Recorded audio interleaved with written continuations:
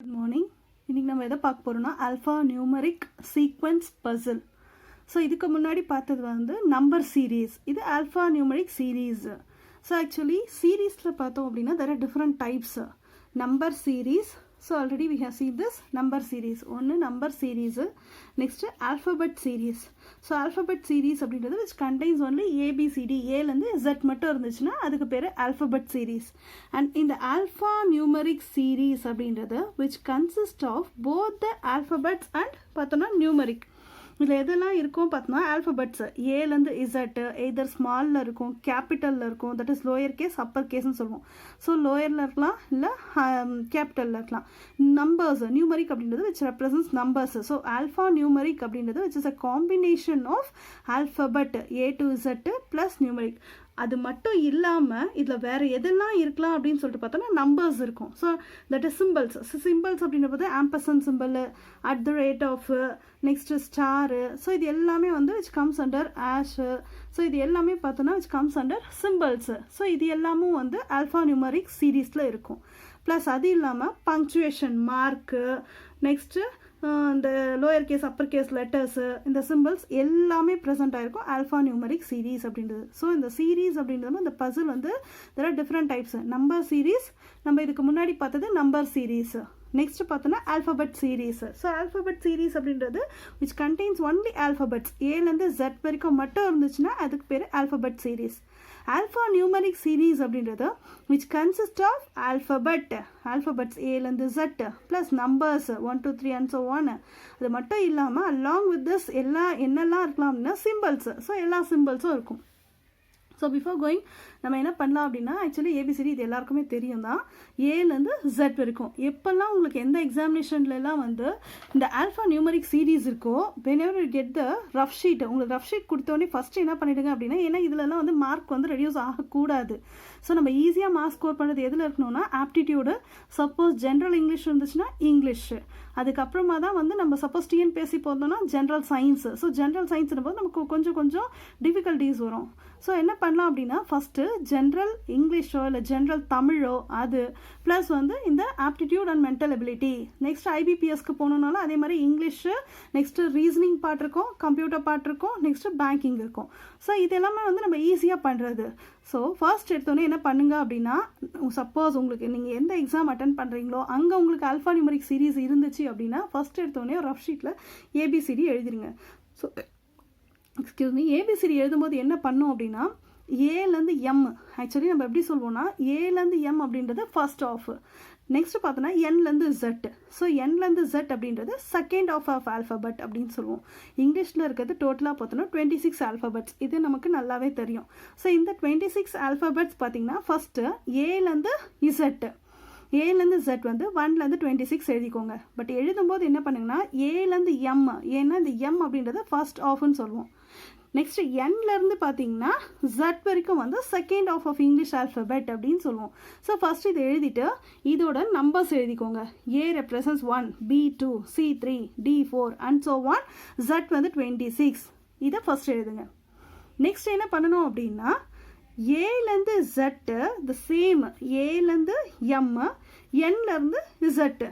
So இதை நீங்கள் எப்படி எழுதலாம் அப்படின்னா 26லேருந்து ரிவர்ஸ் ஆர்டரில் எழுதுங்க. 26, 25, 24 அண்ட் ஸோ ஒன் வரைக்கும். ஏன் அப்படின்னா இதை வச்சு தான் நம்ம இது ஆல்ஃபபெட் சீரீஸாக இருந்தாலும் நமக்கு ஏபிசிடி வேணும், ஆல்ஃபா நியூமரிக் சீரீஸாக இருந்தாலும் நமக்கு ஏபிசிடி வேணும். அப்போ என்ன பண்ணலாம் அப்படின்னா right starting from A to Z. அதை எப்படி ரெப்ரசன்ட் பண்ணலான்னா 1 2 ஃபஸ்ட்டு ஒரிஜினல் ஆர்டரில் எழுதுங்க. நெக்ஸ்ட் என்ன பண்ணோன்னா நம்பர்ஸை ரிவர்ஸ் ஆர்டரில் எழுதுங்க. அப்படி இல்லை எனக்கு ஏபிசிடியே ரிவர்ஸில் தெரியும் அப்படின்னு நினச்சிங்கன்னா, ஸோ ஆக்சுவலாக இப்போ நான் சொல்கிறேன் பாருங்கள், ZYXW VUT SRQP ONM LKJ IHG FED CBA. Suppose உங்களுக்கு இந்த மாதிரி ரிவர்ஸில் தெரியும் அப்படின்னா அப்போ நீங்கள் Z-லேருந்து ஸ்டார்ட் பண்ணி அதுக்கு 1 2 3ன்னு கொடுத்துக்கலாம். இல்லை எனக்கு அப்படி தெரியாது ஏபிசிடியாக தான் தெரியும் அப்படின்னா இப்படி எழுதலாம். ஸோ இந்த A to Z எப்படி நீங்கள் ரிவர்ஸில் ஈஸியாக ஞாபகம் வச்சுக்கலாம் அப்படின்னா இது வந்து ஜஸ்ட் ஒரு எக்ஸாம்பிள் தான். நீங்கள் பழைய ஃபோனெல்லாம் பார்த்துருப்பீங்க isn't it? அந்த ஃபோனில் பார்த்தீங்க அப்படின்னா நமக்கு பட்டன் சிஸ்டம் இருக்கும், ABC DEF. நம்ம மெசேஜ் டைப் பண்ணும்போது பார்த்தீங்கன்னா இந்த ABC இருக்கும், நெக்ஸ்ட்டு பார்த்தீங்கன்னா DEF இருக்கும், நெக்ஸ்ட்டு பார்த்தீங்கன்னா GHI, நெக்ஸ்ட்டு பார்த்தீங்கன்னா JKL, next MNO, next PQRS, TUV, WXYZ. So நம்மளோட பழைய பட்டன் ஃபோன் இப்போ வந்து நம்ம எல்லாருமே வந்து ஆண்ட்ராய்டு யூஸ் பண்ணாலுமே நம்மளோட பழைய நோக்கியா சாம்சங்லாம் பார்த்தோன்னா அந்த பட்டன் ஃபோன் இருக்கும். இதில் நம்ம மெசேஜ் டைப் பண்ணும்போது பாருங்கள் ABC இருக்கும். ஸோ அதை நம்ம உல்ட்டா போட்டோம்னா CBA. நெக்ஸ்ட்டு DEF இருக்கும், FED. எனக்கு ABC ரிவர்ஸில் கற்றுக்கணும் அப்படின்னு நினைக்கிறவங்க இப்படி நம்ம படிக்கும்போது ஈஸியாக இருக்கும், நம்ம இப்படி படிக்கும்போது கஷ்டமாக இருக்கும். ஸோ லாஸ்ட்டில் இருக்கிறது 4 தான், ZYXW, next VOT, SRQP, ONM, LKJ, IHG, FED, CBA. So இப்படி படிச்சுக்கிட்டீங்க அப்படின்னா ABCD ரிவர்ஸ்லையும் மறக்கவே மறக்காது. ஆக்சுவலி இதுதான் ஒரு ஈஸி சொல்யூஷன். ABCD எப்படி ரிவர்ஸில் படிக்கணும் அப்படின்னா இந்த ஃபோன் ஞாபகம் வச்சுக்கோங்க. ஃபர்ஸ்ட்டு 3மே 3 லெட்டர்ஸ் தான் இருக்கும். அடுத்தது பார்த்தீங்கன்னா 3 லெட்டர்ஸ் இருக்கும், லாஸ்ட் மட்டும் 4 இருக்கும். அடுத்தது 3 4 இருக்கும். அப்போ நம்ம இப்படி படிக்கும்போது ஈஸியாக இருக்கும். ஸோ அதை நீங்கள் பார்த்து ஞாபகம் வச்சுக்கோங்க. ஸோ ஃபர்ஸ்ட் என்ன பண்ணனா ABCD Z வரைக்கும் எழுதிட்டு 1லேருந்து 26 போடுங்க. எனக்கு Zலேருந்து ரிவர்ஸில் தெரியும் அப்படின்னா Zலேருந்து எழுதி 1 2 3 போட்டுக்கோங்க. இல்லை எனக்கு ரிவர்ஸ் ஆர்டரில் தெரியாது அப்படின்னா ABCD Z வரைக்கும் எழுதி numbers 26 25, A represents 26, B represents 25, C represents 24 இதை எழுதி வச்சுக்கோங்க. இது உங்களோட ஃபர்ஸ்ட் ஸ்டெப். இப்போ நம்ம டைரெக்டாக ப்ராப்ளம் போகலாம். ப்ராப்ளம் போனால் உங்களுக்கு ஒரு ஐடியா வரும். லிசன், இது ப்ராப்ளம். எல்லா ஆல்ஃபா நியூமரிக்கும் வந்து பார்த்திங்கன்னா இந்த மாதிரி தான், மேக்ஸிமம் இந்த மாதிரி தான் இருக்கும். Question number 1 to 5, direction from question number 1 to 5, direction from question number 6 to 10, 11 to 15 அந்த மாதிரி தான் இருக்கும். So study the following arrangement and answer questions below. இங்கே என்ன கொடுத்துருக்காங்கன்னா இதுதான் கொஷின். ஆக்சுவலி இந்த கொஷினை படிச்சுட்டு இப்போ இந்த சீக்வன்ஸ் நம்ம கொடுத்துருக்காங்களா, இந்த ஆல்ஃபா நியூமரிக் சீரீஸ், இதுக்கு பேர் ஆல்ஃபா நியூமரிக் சீரீஸ். இப்போ இதை பேஸ் பண்ணி நமக்கு கொஷின்ஸ் இருக்கும். ஃபர்ஸ்ட் கொஷின் பாருங்க, how many such vowels are there in the above arrangement, each of which is immediately followed by a symbol. ஆக்சுவலாக vowels அப்படின்னா என்னது, இதில் ABCDயில் vowels அப்படின்றது இதெல்லாம் பேசிக் உங்களுக்கு தெரிஞ்சிருக்கும். பட் ஜஸ்ட் ரிமைண்ட் பண்ணுறதுக்காக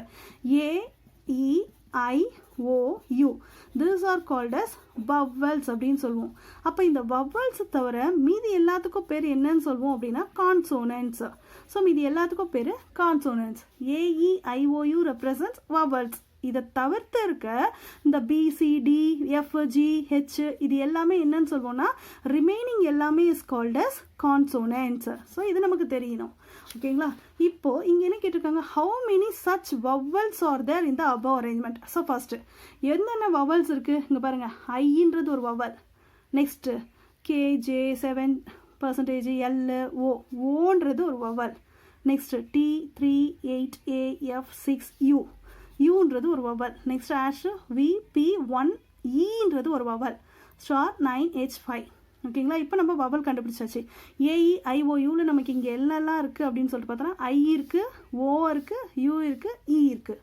next each of which is immediately followed by a symbol. இப்போ இந்த vowels இமீடியட்டாக வந்து சிம்பிள்ஸ் ஃபாலோ ஆகணும். எது I இருக்கா? இல்லை, ஏன்னா ஐக்கு பக்கத்தில் நம்பர் இருக்குது, சிம்பிள் இல்லை. சிம்பிள் இங்கே தான் இருக்குது. நெக்ஸ்ட்டு ஓ பக்கத்துலையும் பார்த்தீங்கன்னா நம்பர் கிடையாது, சிம்பிள் கிடையாது. நெக்ஸ்ட்டு யூ, ஸோ யூக்கு பக்கத்தில் சிம்பிள் இருக்குது. ஸோ ஃபர்ஸ்ட் நம்ம ஒன்று யூன்னு ஐடென்டிஃபை பண்ணியிருக்கோம்.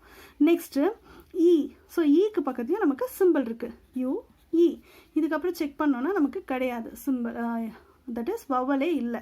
அப்போது யூஇ இங்கே நமக்கு எது மட்டும்தான் ஆன்சர் பார்த்தோன்னா யூ கம்மா இ மட்டும்தான் வந்து நமக்கு vowels which is followed by symbols. அப்போ என்ன இருக்குது, ஆக்சுவலி யூக்கு பக்கத்தில் பார்த்தோன்னா ஆஷ், நெக்ஸ்ட்டு ஈக்கு பக்கத்தில் பார்த்தோன்னா ஸ்டார். அப்போ எத்தனை இருக்குது, 2 மட்டும்தான். So 2 is the correct option. Next question பார்க்கலாம். If all the numbers are dropped from the above arrangement, என்ன சொல்லியிருக்காங்க, நம்பர்ஸ் எல்லாத்தையும் ட்ராப் பண்ணிடணும். which of the following will be the 10th from the right end of the above arrangement. இப்போ பாருங்கள், இதில் இருக்கிறதுல எல்லா நம்பர்ஸும் நம்ம ட்ராப் பண்ணிடுறோம். ஸோ எந்த நம்பர்ஸும் இருக்கக்கூடாது. அப்போ DI 2 விட்டுருங்க, DI 4 விட்டுருங்க. டாலர் நெக்ஸ்ட்டு KJ இப்போ 7 விட்டுணும், பிகாஸ் அது நம்பர். பர்சன்டேஜ் LOT 38ன்ற நம்பரை ட்ராப் பண்ணிடுங்க. அட் F 6 ட்ராப் பண்ணிடுங்க. U ஸ்டார், நெக்ஸ்ட்டு VP 1ன்றதை விட்டுருங்க, E ஸ்டார் 9 விட்டுருங்க, H 5 விட்டுருங்க. ஓகேங்களா. If all the numbers are dropped from the above arrangement. இப்போ நம்ம என்ன பண்ணோம், அரேஞ்ச்மெண்ட்டை மாற்றியாச்சு, எல்லா நம்பர்ஸும் விட்டாச்சு. Which of the following will be 10th from the right end. So 10th from the right end. அப்போ ரைட் எண்ட்லேருந்து நமக்கு 10th வரணும் அப்படின்னா அப்போ எதுன்னு சொல்லிட்டு செக் பண்ணோம். ஆக்சுவலி இதில் ஒரு கண்டிஷன் இருக்குது. ஆல்ஃபா நியூமரிக் சீரீஸில் எப்போ நமக்கு வந்து from the right end, so from the right end அப்படின்றாங்கன்னா ரைட் டு லெஃப்ட் அப்படின்னா அர்த்தம். ஃப்ரம் த ரைட் ஹேண்டுன்னு கொடுத்தாங்கன்னா ஆக்சுவலி நம்ம இப்படி போகணும்.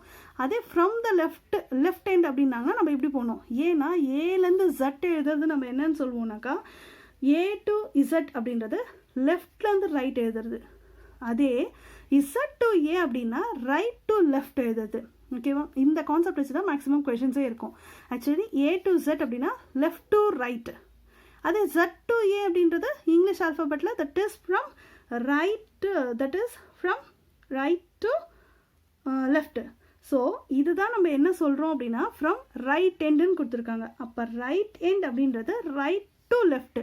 10th இங்கே பாருங்கள் 1 2 3 4 5 6 7 8 9 10. 10th என்ன இருக்குது, டி இருக்குது. அப்போ இதோட கரெக்ட் ஆன்சர் வந்து டி. நம்ம என்ன பண்ணுவோம்னா ஆக்சுவலி இது எல்லாமே ட்ராப் பண்ணிட்டு 1 2 3 4 5 6 7 8 9 10 அட் இருக்குது. அந்த கன்ஃபியூஷனுக்கு தான் நமக்கு கொஷின்ஸ் வந்து இந்த மாதிரி கொடுத்துருப்பாங்க. இங்கே நமக்கு லெஃப்ட் டு ரைட் போகும்போதும் 10th போட்டிருப்பாங்க, ரைட் டு லெஃப்ட் போகும்போதும் பார்த்தீங்கன்னா 10th கொடுத்துருப்பாங்க. பட் ஆக்சுவலி நம்ம கொஷின் நல்லா அண்டர்ஸ்டாண்ட் பண்ணிக்கணும். Which of the following will be the 10th from the right hand.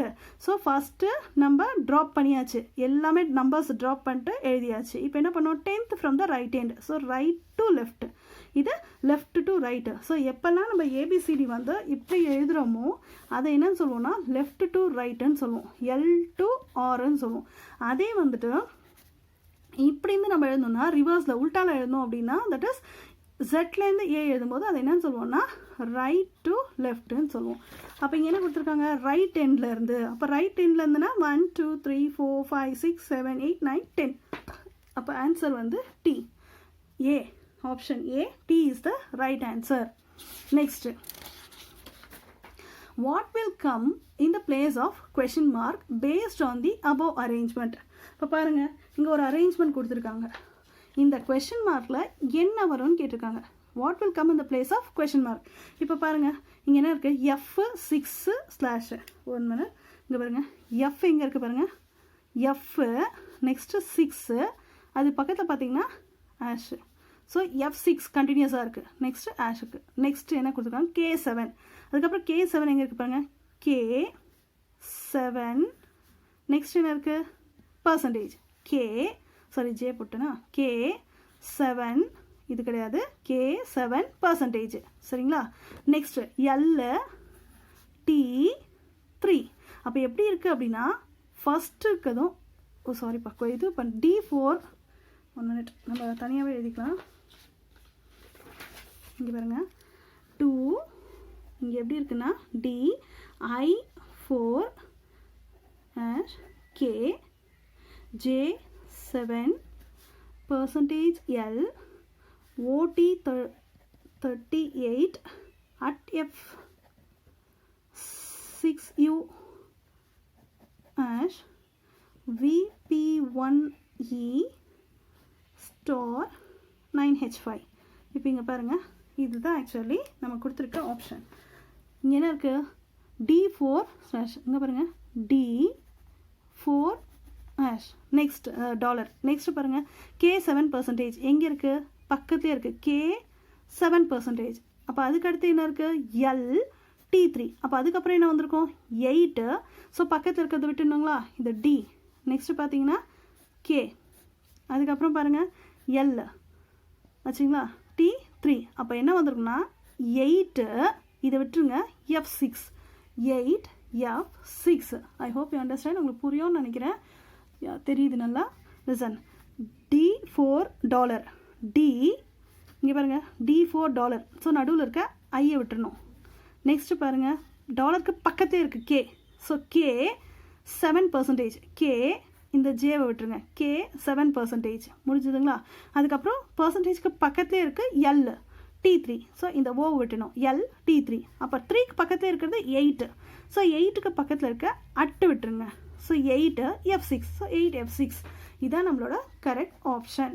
Next 4 of the 5 are alike in a certain way based on their positions in the above arrangement. So based on the position வந்து இந்த 5ல் 4 வந்து ஒரே மாதிரி இருக்குது அலைக். So 5ல் 4 இங்கே கொடுத்துருக்க 5 ஆப்ஷன்ஸில் 4 வந்து ஒரே மாதிரி இருக்குது இன் சர்டைன் வே. அது என்ன நம்ம தான் கண்டுபிடிக்கணும். பேஸ்ட் ஆன் தேர் பொசிஷன்ஸ் இந்த above arrangements. So based on இந்த பொசிஷனை வச்சு எல்லாம் ஒரே மாதிரி இருக்குது. And so form a group. இப்போ என்ன பண்ணோம், which is the one that does not belong to the group. இந்த 5ல் ஏதோ ஒரு அரேஞ்ச்மெண்ட் பேஸ் பண்ணி 4 வந்து ஒரே மாதிரி இருக்குது அலைக். 4 வந்து ஒரே மாதிரி இருக்குது இந்த 5ல்.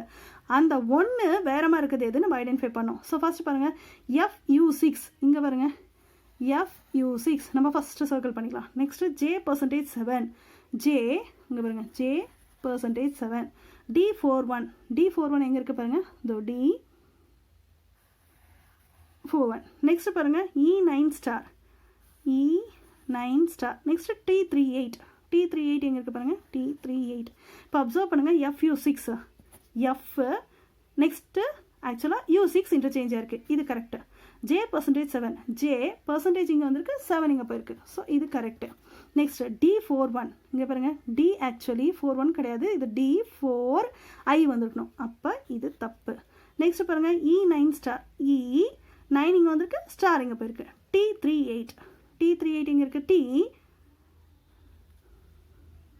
One minute T38 T இது DI4 இது D4I தான்ப்பா. சாரி 1 இல்லை D4I.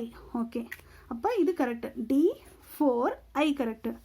Next E9 star E9 star. So change ஆயிருக்கு கரெக்டு. நெக்ஸ்ட்டு T38 ஆக்சுவலி இங்கே பாருங்கள் T38 வரக்கூடாது. இங்கே என்னென்னு வந்துருக்கணும்னா T83 வந்துருக்கணும். ஆக்சுவலி இன்டர்சேஞ்ச் பண்ணியிருக்காங்க. ஃபர்ஸ்ட் இருக்குது FU6 இங்கே இருக்குது F6U. இந்த ரெண்டும் இன்டர்சேஞ்ச் ஆயிருக்கு. J%7 J7% சேஞ்ச் ஆயிருக்கு. D4I DI4. ஸோ இது கரெக்டாக இருக்குது.